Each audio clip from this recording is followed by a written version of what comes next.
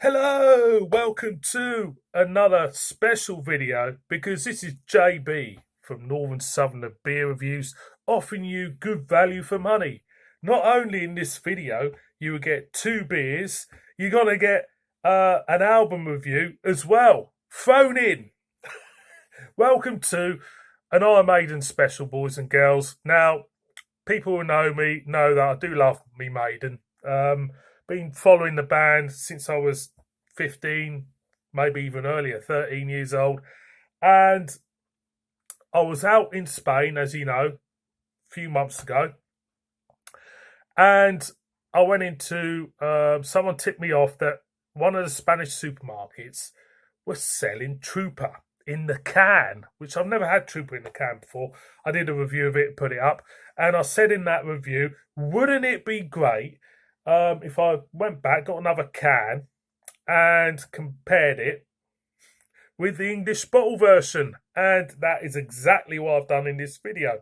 So, boys and girls, not only I've decided to do this, also in this video, I'm going to review Peace of Mind, the album which contains Trooper. Why not indeed? Let's kill three birds with one stone, like you say. Anyway, boys and girls, so we're going to bring over our English bottle version from Morrison's Trooper. It was released, a few years ago. Can't remember what particular year Iron Maiden, Bruce Dickinson is really the driving force behind this beer. But the difference, like I said previously in a previous video, between Iron Maiden and a lot of these other famous, people who put their names on beers and stuff, that Iron Maiden actually have done a series of beers. And we've got obviously Trooper. We had the higher Trooper C666, which I never actually got hold of. Then we had, what did we have? The Blackened, the Porter. Then we had the Hallowed, the Belgian one, which was very, very nice. We had the Sun and Steel Sake-inspired lager, which actually Bruce Dickinson actually knew somebody who did sake, actually like Team Robinson's up with a sake producer. So the Fear of the Dark, Trooper IPA, there's a lot of them. But we're going to go with this one. Now, this one is a big seller now. I mean, you go back years ago, when you think of Robinson's Brewery, you would have thought of kind of like, you would have, can't think of the bloody beer now. This is what happens when I do these videos where I think, what's that beer called with the cat on? I'm going to do this again in a minute. What was it? Tomcat. That's it, Tomcat. You think of Tomcat in the old-fashioned bottle, and you think of the variations of Tomcat. There's a couple of variations of Tomcat. And you think of them. Then, I think for me, this has been such a big seller and so successful for them. I'll put that in the same category as Tomcat as well.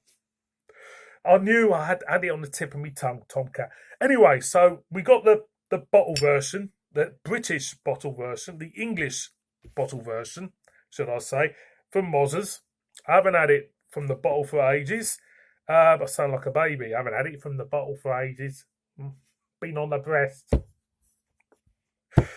Oh, God. Let's crack it open like you do. Now, we've got Flight of the Icarus, which is a track on Peace of Mind. There you go. Let's just crack it. Let's just stick it in the glass, shall we? Just stick it in the glass.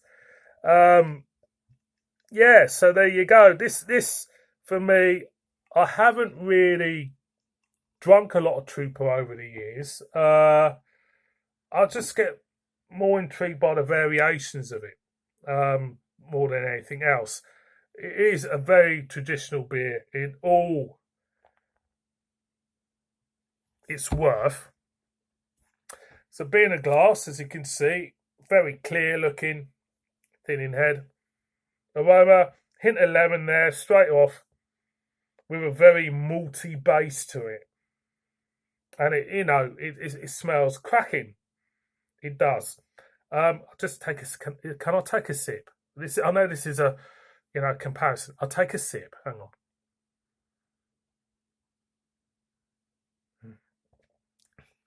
That's nice. Right. Got the Spanish one here. The Spanish can version of Trooper. You most probably think yourself, why the hell are you doing this? It's supposed to come from the same brewery in a different bloody, form. Yeah, and you're most probably right. Of course you're right. Not going to be any gremlins anywhere turning this Trooper into something different. But it's a great excuse to do a great video and to tell you how much I do love Iron Maiden. So there you go. So there we go. Let's pour it out like you do. Now difference in prices for starters. That was, I think, a couple of quid a bottle. This was €1.40. So there's already a difference in price. Obviously the difference is one's in English, one's in Spanish. And also the difference is this one's going in the bin. The can version is going in there. Like I do. So it smells exactly the same, boys and girls. Travel hasn't hindered it whatsoever. Travelling to Spain anyway. And let me taste it.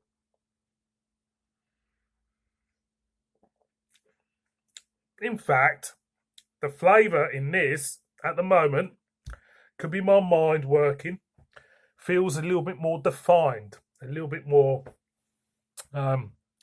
It feels a little bit more defined, like a lemon cheesecake way. So overall, at the moment, boys and girls, let's put these two aside. We got our English friend and our Spanish maiden friend. And as you can see, they're totally the same. And so they should be. And so they should be. Again.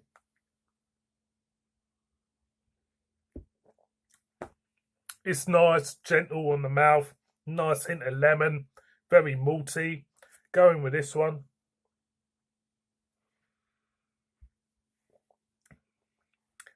Mouth feels slightly different for me on this. There's a little bit more bite in it. There's a little bit more, could I say, a little bit more carbonation in this between the two. It could be. They're the same beers, aren't they? Let's face it, Is it a myth?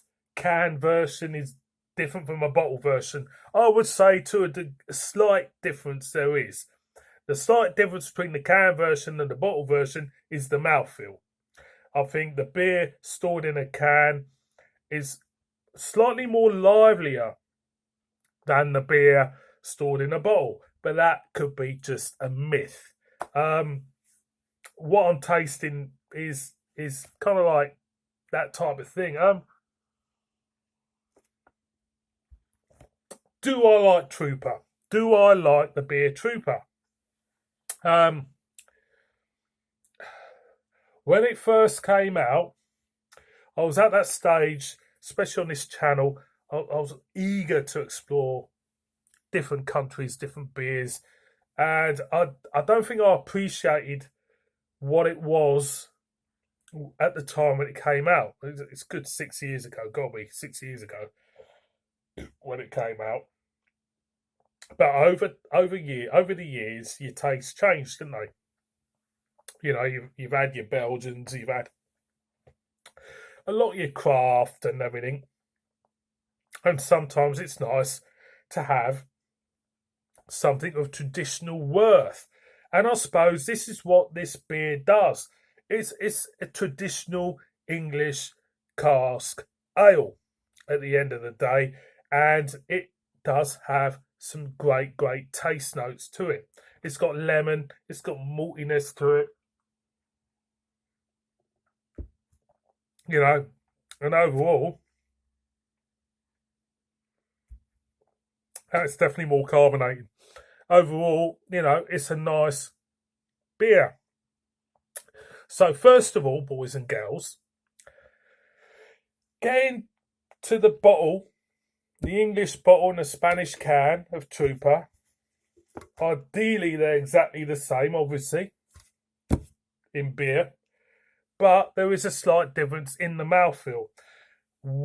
Which one do I prefer? Now, I don't know what it is with breweries and cans. Sometimes I think that the can version feels fresher. I remember when I did Adnam's Ghost Ship, the can version felt fresher. Coming to this beer,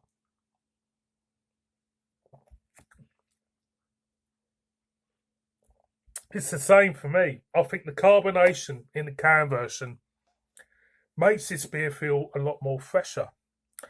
So, even though they taste exactly the same, there is a slight difference. Which one do I prefer out of the two, the English or the Spanish? Well, I can tell you now, boys and girls, I think if I had a choice, I would get on a plane to Spain, get back to Benidorm and pick a couple more cans of that up, because that's got a more refreshing quality to it. But, as the taste of the beer is, it's more or less exactly the same. It's just the mouthfeel. So that's the winner out of that. So I suppose you're here for an album review. So I'll get the old Trooper, English Trooper, with the can there. And it's time for an album review, boys and girls. Yes, indeed. As you can see, I've got the Peace of Mind t-shirt on. Well, try to fit it in try to squeeze in to the Peace of Mind t-shirt. And obviously the album we're going to review, I've got the remastered version of Peace of Mind. Yes. Now, this is the second album from Bruce Dickinson singing. It's the first album to include Nico McBrain. And you can hear the difference in the sound of the band straight away. Now, this was, I think they rehearsed this. I'm not too sure they recorded it there in the Channel Islands. I think it's Jersey. They went off to in a B&B off season, set up the band, in the social club part of this kind of like hotel. I'll get you, show you there's the CD anyway. I'll show you the inlay. I mean, there you go, Steve Harris, Dave Murray, very underrated. And of course, we've got the old Brucey. We've also got Nico, who was in the French band Trust before he joined Maiden. There's it looks like the Bahamas, but I think it's we've got Adrian Smith, another underrated guitarist. People don't talk about Adrian Smith, do they, when I think of guitarists? I think of all the Eddie Van Halens and stuff, Steve Vai and that. Then we've got and this was really, for me, the first album to show. It was the first album to really show the direction Maiden were going to go into. A lot of their songs were based on this album. They based it on literature, really, which is no bad thing in a way. It's not.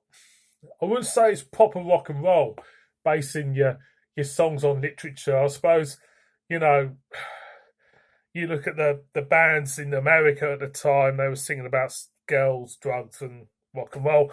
When you look at Maiden, they were singing about stuff they read in a book, in a way. A little bit like Rush, in a way. You think about 2112 was based on Ayn Rand's Fountainhead. There's a lot of songs on this album based on history and, reading material. So, the first song, the The first song on this album is Where Eagles Dare, and that is really the arrival of Nico but Brain on drums. He's a purist drummer. He doesn't believe in double kick drums. He just doesn't. He just wants the single kick drum, and I can imagine the rhythm section coming in on Where Eagles Dare. It's he wanted to stick to that single kick drum, and he you know, it's got must have a white foot like a rabbit, because drumming away it works so well. Obviously, Where Eagles Dare based on the film. Great start to the album. Goes into Revelations, which for me is one of my favourite Maiden early songs. I don't think they play it enough, Revelations. Another, you know, lyrically, this album is very, like I say, very heavy on literature and stuff. Flight of the Icarus, again, that was the lead single from this album. I'm not really a fan of it. It's one of them singles, I think, for me, coming off the back of The Number of the Beast, and you have Run to the Hills, which is an iconic single for the band. I think Flight of the Icarus is a little bit seen in the shadow of Run to the Hills, if you know what I mean, for me. Then we've got Die With Your Boots On, which is a great song, great live, great on Live After Death. And then we come to The Trooper, the song inspired by the charge of the Light Brigade, hence on them. And what can you say about The Trooper? It's most probably the most iconic song on the album. I think they have played it every tour. Tell me in the comments if they haven't, what you do. Then we come to Still Life, which is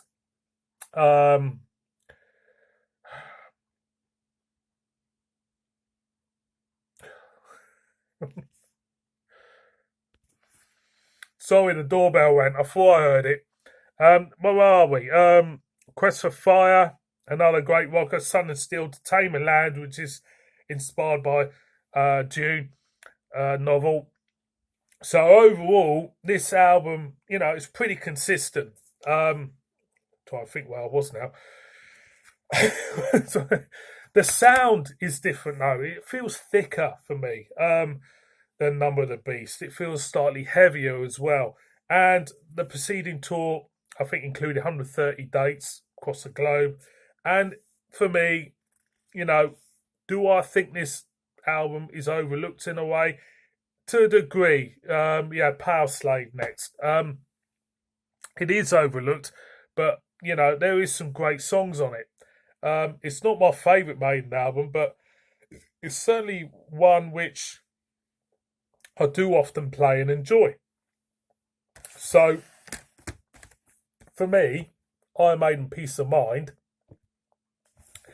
is well worth investigating. And of course, they went on to tour and they did this Dortmund show, the legendary Dortmund show on this tour, which was a hell of a lineup. What did they have on the Dortmund show? They had Judas Priest, Ozzy Osbourne, they had Scorpions. Who else did they have on it? I can't remember who else was on it, but it was renowned for having so many big names on this show, on this Dortmund show, and that Maiden were headlining as well, which spoke volumes for the band's longevity and popularity. So overall, boys and girls, I've waffled on about Iron Maiden for 20 minutes. 20 minutes, drinking a couple of Troopers and going on about Peace of Mind. So all I can say is, if you don't like Maiden, you would have turned off about 19 minutes ago. But I'm still here. Going again. So the assumption is of this video is to go out, get all the Peace of Mind, let your hair down if you got any, and enjoy it. And out of these two beers,